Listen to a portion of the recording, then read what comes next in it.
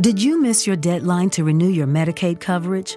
You can still send your completed annual review form to Healthy Connections Medicaid. You may be assigned to another health plan, but you can ask to come back to First Choice within 60 days of renewed Medicaid eligibility. It's your family. It's your choice. First Choice is the right choice. Renew and choose us. Visit selecthealthofsc.com/renew to learn more. Lean on us. We are here for you. You matter. You are not alone. Are you feeling overwhelmed? Not sure where to turn? The National Suicide and Crisis Lifeline is there for you 24/7. Call or text 988 or chat at 988sc.org. Whether you're having an emergency or you know someone who needs support now, they can help you take the next step towards finding hope and healing. There is hope. 988sc.org.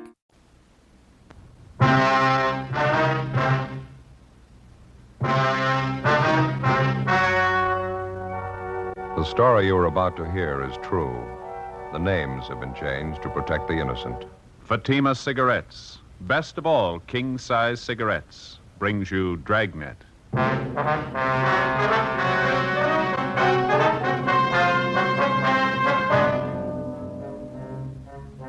You're a detective sergeant. You're assigned to homicide detail. A 64-year-old shopkeeper is found murdered, beaten to death in the back room of his store. The body bears the marks of a savage attack. There's no trace of the killer. Your job? Get him. How does Fatima compare with other king-size cigarettes? Fatimas are the same length and circumference, 85 millimeters long, 1 1/64 inches around. And Fatima filters the smoke exactly the same long distance as any other king-size cigarette. Tell me then, how is Fatima different from other king-size cigarettes? In Fatima, the difference is quality. Fatima gives you extra mildness, a much different, much better flavor and aroma. Remember, Fatima has all the advantages of extra length, plus Fatima quality, which no other king-size cigarette has. So insist on the best. Smoke king-size Fatima, best of all long cigarettes.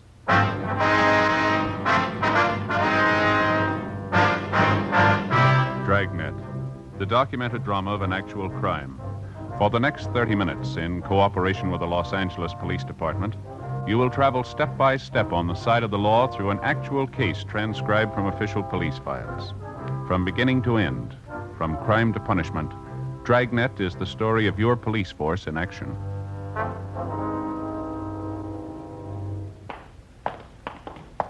It was Wednesday, February 19th. It was cloudy in Los Angeles. We were working the night watch out of homicide detail. My partner's Ben Romero. The boss is Thad Brown, chief of detectives. My name's Friday. We were on the way out from the office, and it was 10:56 p.m. when we got to 1016 South 12th Street, the Apex Men's Shop. Yes, sir? Friday and Romero, Central Homicide. ID card. Oh, yeah, Sergeant. Been waiting for you. My partner's upstairs in the back talking to the victim's wife. You answered the call, did you? Yeah, that's right. Miles and Kiever, Unit 16R. Who are you? Miles.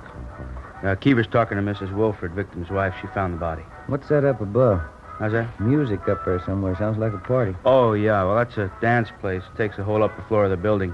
Wonderland Dance Hall, I think that's it. Mm-hmm. When was the body found, Miles? Do you know? Well, the wife wasn't very definite about it. She told us she came in the shop here about 10 o'clock tonight. The place was wide open, nobody behind the counter. Said she looked around a while, finally found her husband's body in the storeroom back there. Nothing for a weak stomach. It's pretty brutal. What else do you have to say? Well, not too much. She's pretty closed-mouthed. Probably the shock of finding her husband like that. I don't know. Do you want to show us where he is, Miles? Yeah, it's straight back this way. Mm-hmm. Victim's name is Joseph Wilford. Owner of the store, ran it himself. Wife says he's had the business here for 23 years. It's a typical men's shop. You can see that. Mm-hmm. It's around the left. In here. Okay, go ahead. He used this for his storeroom, I guess. Uh-huh.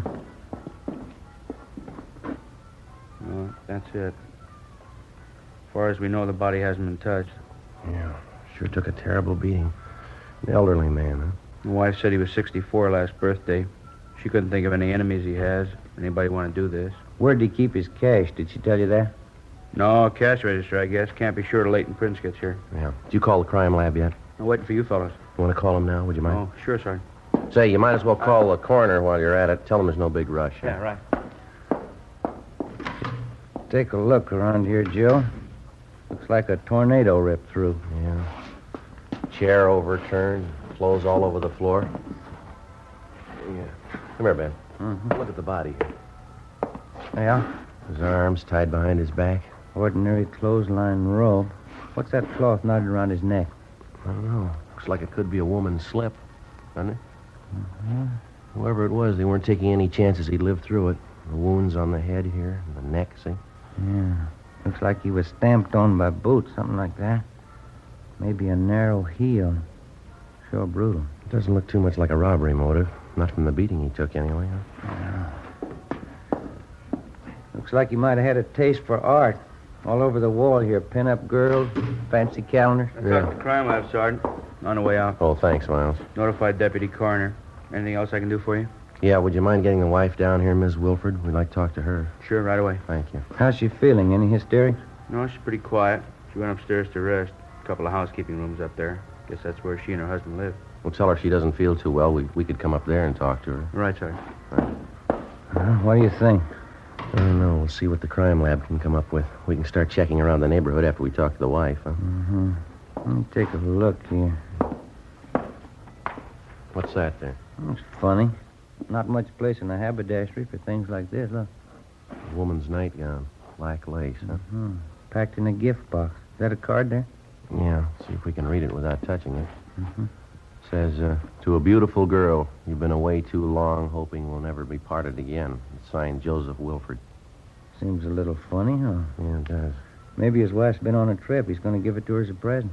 When's the last time you gave your wife a black lace nightgown?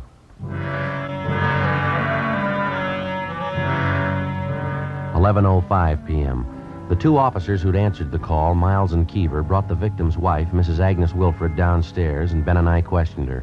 She was a small, slight woman, dark hair, dark brown eyes, a sharp nose and chin. She looked to be in her early 50s. She said that both she and her husband had emigrated to America from northern Germany 25 years before. We asked her how her married life with Mr. Wilford had been, but she kept dodging the question. We asked her how she happened to find the body. The body's just as you found it, Mrs. Wilford. You didn't disturb anything? No, I just came back from a friend's and looked, and I saw him, and he was dead. Somebody killed Joseph. And you're pretty sure that your husband wasn't having any trouble with anybody? No enemies? No, he didn't have any enemies not to do this. Yes, ma'am. You lived upstairs in the back of the store with Mr. Wilford. Is that right, ma'am? And for a long time, yes, we lived upstairs in the rooms. It was nice. Saved money for rent. Well, do you have any idea at all why your husband's dead? Why somebody'd want to kill him? There was money in the store. They'd kill for that. You're a policeman. People kill for money, you know that. Well, do you know where Mr. Wilford kept his money, ma'am? There was a wooden drawer on the table in the back room. He would keep the money there. But I looked when I came in first. It was empty. Well, was there any money in that drawer tonight? Do you know that? Oh, yes, $300-400 anyway. Joseph always kept it in there.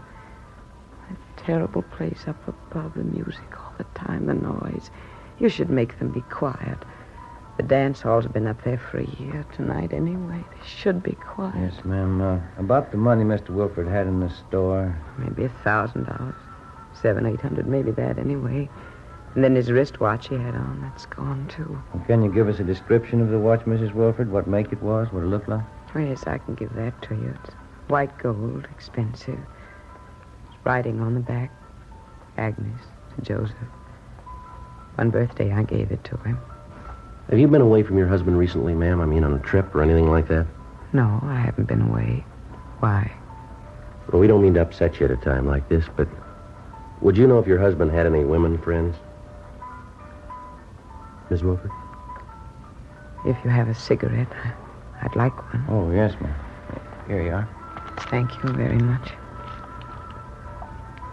Thank you if you like, miss. Thank you. Do we have to talk about it? I'm afraid so, ma'am. Most of them I know. For 10 years it's been like this. There were many of them. Young women. Joseph didn't try to hide it from me. I knew all about it. And you continued to live with your husband all this time, ma'am? I did. He'd bring the girls to the shop here sometimes. When they'd come, I'd go away for a while. After they were gone, I'd come back. Joseph and I would never talk about it. You mean you never had any arguments with your husband about the women? No. He never lied to me about the girls. He had them, that's all. It was something he expected me to understand. I see. You say you knew several of these women your husband went out with. Could you give us their names, please? Yes, there's an address book upstairs in Joseph's desk. The names are in there. I see. Would you mind showing us that address book now, please? Yes, we can go upstairs. I'll get it for you. There's one question I'd like to ask you, Mrs. Wilford. If you don't mind. Yes? About your husband, ma'am. I don't know. Hurt very much at first. And then by and by, it didn't hurt so much. Time, I guess. Habit. Beg your pardon? A habit. If you want to, you can get used to anything. Yes, ma'am. Even a man who doesn't love you anymore.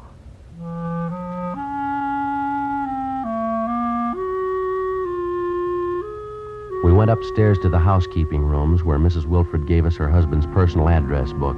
She also gave us a description of his wristwatch, which had been removed from the body, along with the name of the jeweler who'd sold her the watch. It was a Hamilton with a diamond-studded dial. The crime lab crew arrived downstairs and began their routine investigation. We finished questioning the victim's wife, and then we started checking the neighborhood. Only a few of the stores in the area were still open. We found only one possible witness, a newsboy, who told us that he'd seen an attractive dark-haired woman enter the store earlier in the night at about 8:30 p.m. His description of her was only sketchy. Another hour of checking the neighborhood, and we went back to the store. Lieutenant Lee Jones and the crime lab crew finished checking over the entire layout. They went back downtown to give a thorough examination to what physical evidence that they'd found. The deputy coroner arrived and removed the body. Together with Hubka and Forbes from Homicide, Ben and I spent most of the next day checking with store owners in the immediate neighborhood of Wilford's haberdashery. They could tell us nothing we hadn't already found out. We got the description and serial numbers of the victim's missing wristwatch, notified the pawn shop detail, and got out a broadcast on it. 3:45 p.m. We checked with the office. We got a slow enough start on this thing, huh? Everybody tells us the same story. Yeah, seems to be pretty common knowledge. He had a lot of girlfriends. I guess we better start checking out the names in that address book, huh? Yeah. Sure beats all, doesn't it, Joe? What's that? Mrs. Wilford, 10 years her husband's dating other women right in front of her. It isn't normal. Can't see why she didn't just pack up and leave. It's kind of hard to figure at that. Maybe she was still in love with him. Wonder how Forbes and Hubka made out. I'll check the book, see if we got a call. Okay. See. No? No word from him, huh? No, Lee Jones called from the crime lab. Wants us to check with him. I'll call him. Okay, fine. 2667, please. That's right. Guess we better check with the morgue, too, huh? See if they got the body posted yet? Yeah. Hi, Lee. Romero. What was it? Did you get the name? I see. All right, bye. What do you have? Lee talked to the coroner already. Wilford died about 9 o'clock. Cause of death was strangulation. Mm-hmm. How about those wounds on the head and on the neck? That didn't do it. The cloth tied around his neck. It was a woman's slip, all right. Yeah. Did he pick up anything off it? Any laundry marks? He did better than that. Yeah? He got the name of the laundry. After checking for all stains and markings on the woman's slip, which had been found knotted around the murder victim's neck, Lee Jones had examined it under a special fluorescent light. He found a type of marking used by only one large laundry service in the city. We checked with the managers of the laundry company and found that the slip had been cleaned by them for a Miss Elise Dressler. She had a North Hudson Street address. We started checking on her. The first lead came from the dead man's personal address book. We found the name of Elise Dressler listed along with her address and telephone number. There was a single word scribbled beside her name and enclosed with parentheses. It said Max. That was all. 5:42 p.m. We drove out to the address, a Spanish-style apartment house on North Hudson. We rang, but there was no answer. The apartment manager told us Miss Dressler worked as a dancer at a nightclub on West 7th Street. Ben and I drove to the club, a high-priced theater restaurant which was newly opened. We were told Elise Dressler wasn't due there until 9 p.m. We had a couple of ham and cheese sandwiches and some coffee at a lunch counter, and we checked back at the club a few minutes past 9. The show was already started. We located the Dressler girl in her room backstage. She was a tall, fairly attractive blonde. We started questioning her. Can you tell us where you were last night, miss? Yeah, all right. Here, I work every night but Monday. We close then. What time did you get here last night? Just about 8 o'clock. I had something to eat, and then I changed in my costume and went to work. Do you know if Mr. Wilford had any enemies? No. Maybe somebody he was having trouble with? No, maybe that wife of his. That's none of my business. I wouldn't know. You can't think of anybody at all who might want him out of the way. No, I don't think so. He and Max Hollins had some arguments, but that's the only time I saw Joe mad at anybody. Who's this Max Hollins? Well, he's the man who arranged for me to come out from New York. Joe and Max have been friends for a long time. What were the arguments about, Miss Dressler? Do you remember? Yeah, about me. You see, Max brought me out here, and I suppose at first he thought he owned me. He didn't think I should go out with any other men but him. Max is stubborn sometimes. Well, so am I. I like Wilford, so I went out with him. I went out with Max, too. Well, these arguments they had about you, would you say that they were pretty mad at each other, Max and this Mr. Wilford? Well, only last week, Max was very angry with Joe, but I think he got over it. Could we talk together later? It's almost time for me to go on. I've got to get outside. Oh, sure. Excuse me. Yeah, I'll get it. Okay. We'll wait backstage here for you, Miss Dressler. Is that all right? Yeah, fine. Oh, that's all right. I still have a few minutes. Well, how about the last time you were in Wilford's store, Miss Dressler? Can you remember that? Not exactly. At least 6 months ago. I hardly ever went to see Joe there. Did you ever have any occasion to leave any clothing with Wilford in his store, maybe for cleaning alteration? No, I never left them. Maybe it's possible they could be there. How do you mean? Well, I have some nice slips, you know. First I sent them out, but Joe said he knew a very nice French laundry to do them. He'd come to my place, pick them up, and then take them to the laundry. Maybe he could have left them in his shop one day. Well, would anybody besides yourself have access to the clothes in your apartment? Maybe a roommate? No, I live by myself. I have the only key to the door except Max Hollins. He's got one. He lives in my apartment house, the upstairs floor. Nobody else has a key. Did you send any clothing to the French laundry with Mr. Wilford recently? Yesterday I did. 2 nice slips of mine. But Joe Wilford didn't call for them. I sent them over with Max. How'd that happen? Max said he might as well take them. He was going down to that neighborhood by the haberdashery. Oh? Yeah, I wanted to see Wilford anyway. Max said he wanted to fix up their argument. We continued questioning the Dressler girl after she finished her first act at the theater restaurant. She told us that she hadn't seen Max Hollins since early the day before. She was taken downtown where she gave us a full statement. Further questioning got us the information that the argument between the two men, Joseph Wilford and Max Hollins, over the affections of Elise Dressler was far from settled at their last meeting. The girl admitted that it was a serious argument and that it ended up in a fist fight between the two men. She said Max Hollins was out of town for the night, but that he'd return early the next evening for work. He was employed as manager of a room service department at a large downtown hotel. 11:30 p.m. Ben and I drove back to the apartment house on North Hudson, and together with the building manager, we checked Max Hollins' apartment. We found nothing. The manager told us Hollins' car was parked in the apartment garage, so we went down and gave it a routine check. Under the front seat, we found a paper bag with a pair of gloves in it. There were bloodstains on both gloves. We dropped them off at the crime lab for examination. At 6 o'clock the following night, Ben and I went to the room service department of the downtown hotel where Hollins was employed. Sorry, sir. Mr. Hollins is late this evening. He should be here pretty soon. He notify you he'd be in late? Well, he called, yes. Probably be here in 10 or 15 minutes. I'm his assistant. Can I help you? No, it's all right. We'll wait. All right. Pardon me. I wonder if we could look at your wristwatch, please. Well, surely. It's just a few minutes past 8. No, we just want to look at the watch if we could. Oh, sure. Here. Could you take it off? I'd like to look at the back of it if it's all right. Sure, that's all right. Here. Nice looking, isn't it? Just got it yesterday. That's so. Same engraving. Agnes to Joseph. Where'd you get this watch, sir? Why, what's the matter? Where'd you get it? Max Hollins. He sold it to me.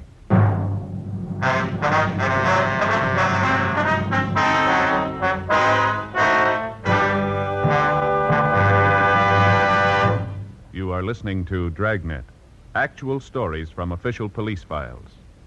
Now, listen to an actual Fatima sales report. Proof that in state after state, Fatima sales are going up. Up every day. In the first state listed, Fatima sales up 92%. In the second, Fatima sales up 72%. The next state, Fatima sales up 107%. Another state, Fatima sales up 142%. Still another state, Fatima sales up 154%. And those are just a few. Yes, all across the country, thousands and thousands of king-size cigarette smokers are switching to Fatima. You see, Fatima contains the finest domestic and Turkish tobaccos, superbly blended. Fatima gives you extra mildness, a much different, much better flavor and aroma. You get all the advantages of extra length, plus Fatima quality, which no other king-size cigarette has. Fatima, best of all king-size cigarettes. Definitely the best quality in its class, but the same price as the cigarette you're now smoking. Remember, In Fatima, the difference is quality. Next time, buy Fatima.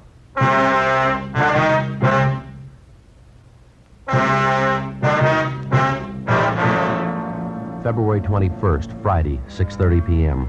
We called the office and notified them that we'd located the wristwatch taken from the body of the murder victim, Joseph Wilford. A stakeout was placed on the North Hudson Street apartment house. Ben and I stayed on at the hotel, waiting the return of the murder suspect, Max Hollins. We talked to his assistant and found out that Hollins had a room in the hotel where he could sleep whenever he was called on to work late at night. 6:55 p.m. We called the office back and asked for a couple of men to be sent over to check the suspect's room. A few minutes later, Hollins himself showed up for work. Apparently, he'd been doing some drinking. Ben and I questioned him at his desk to stall for time until the men from the office could get to the hotel and make a thorough check of the suspect's room. Hollins was kept busy on the phone taking room service orders from the hotel guests. In between calls, we talked to him. I left Elise in the apartment, and then I took the few pieces of laundry she had and dropped them off at Wilfred's store. It was about 6 o'clock Wednesday night. You mentioned to the Dressler girl you wanted to see Mr. Wilford. You wanted to patch up an argument you'd had with him? Yes, I just wanted to make sure he didn't have any bad feelings about it. Really wasn't much of an argument. How long did you stay at Wilford's store, Mr. Hollins? Do you remember that? 20 minutes, maybe a half hour. We talked, and we had a glass of wine in the back room. No, it was upstairs. We drank the wine, and everything was all right.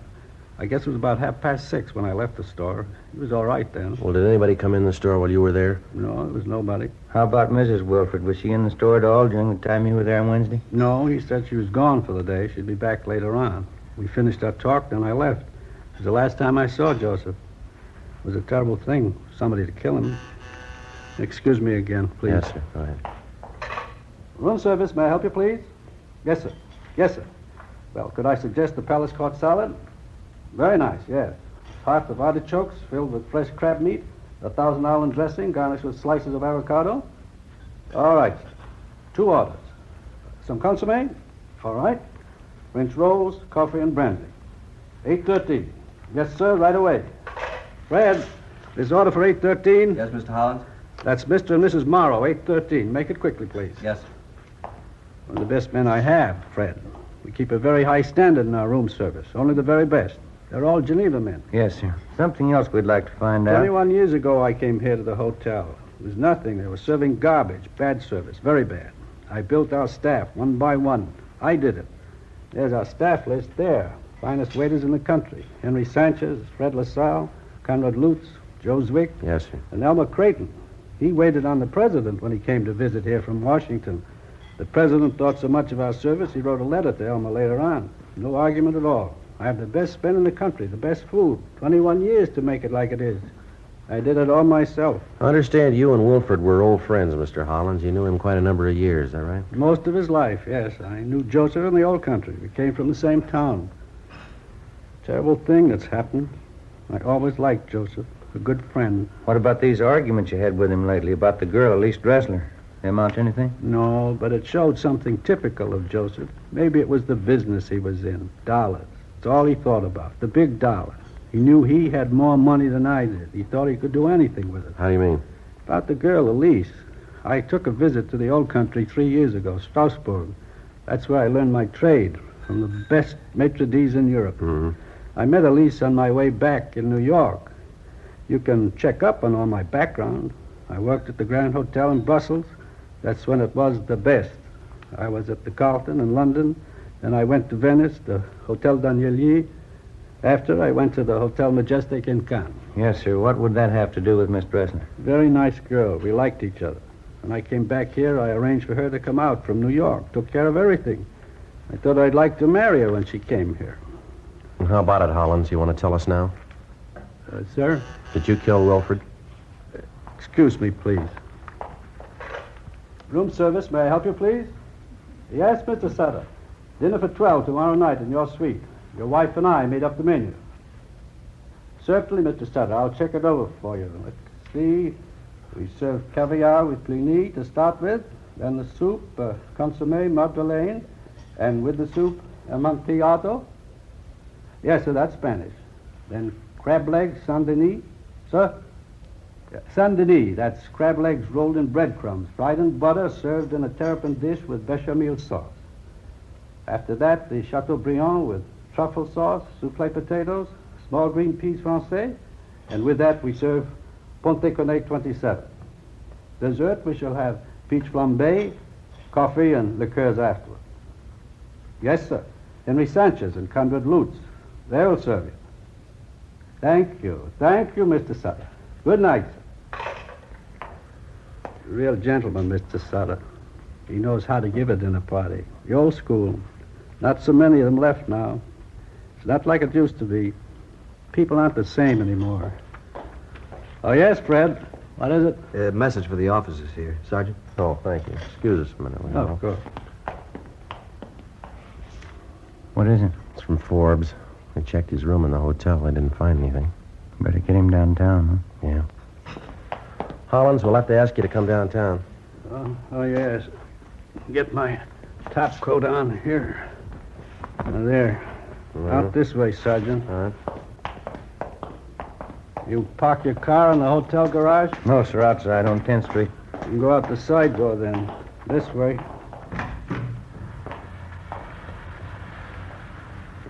It's starting to rain. You both have your top coats? Yeah. Yes. Well, let's go. We're parked right down this way. What did Elise say? Elise Dressler. She said you had a fight with Wilford. You went to see him the same day he was murdered. Yes. It's terrible. It's too bad. Might as well tell you, sir, we've got the evidence. Quite a bit of it. All points to you. Oh? How is that? Well, the pair of gloves you were wearing, we found them. The wristwatch you took off the body, we found that, too. Yes. You want to tell us about it? I didn't use good sense. I didn't know what to do when I went to see him. But I didn't have it in my mind to kill him. God knows I tried to talk to him. I asked him, please, to stay away from Elise. I asked him as a friend. Yes, sir. All he said to me was, Max, I give her presents and she likes me. I have the money to give her what she wants, Max. You haven't got the money. That's what he said to me. You had a fight with him then? No, there wasn't any fight. I'm not sorry. I killed him, but I'm not sorry. You want to give us a statement about it downtown? I suppose. I'm not ashamed of it. All right, let's go. Down this way. Any man would have done the same. How could you hear such talk and not kill him? How about the wristwatch you took off of him, the money from the drawer? I wanted to hurt him more, even after he was dead, after I beat him and beat him. I knew it would be the worst way to hurt Joseph, to take his money. Here we are. In the back, Alan. Yeah.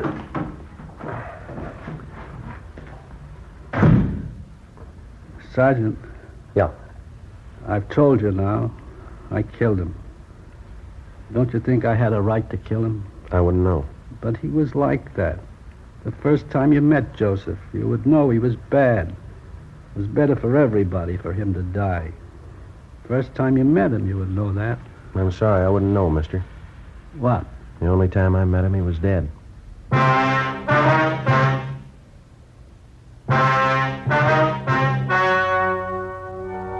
The story you have just heard was true.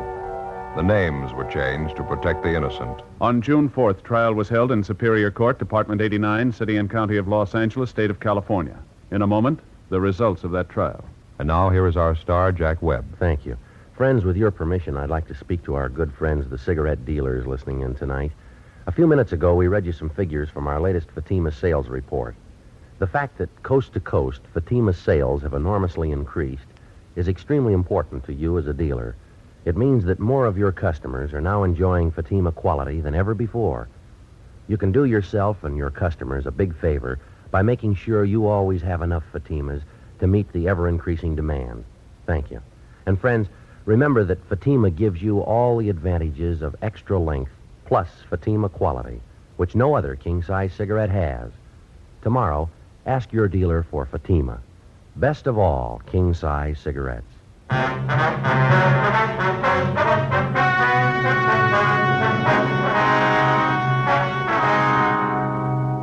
Max Hollins was tried and convicted of murder in the first degree.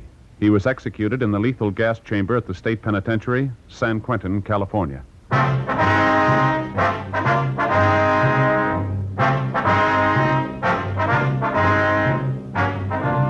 You have just heard Dragnet, a series of authentic cases from official files. Technical advice comes from the Office of Chief of Police W.H. Parker, Los Angeles Police Department.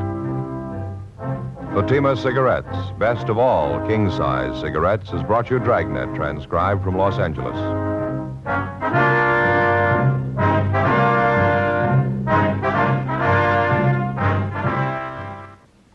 Stay tuned for Counter Spy, next on NBC.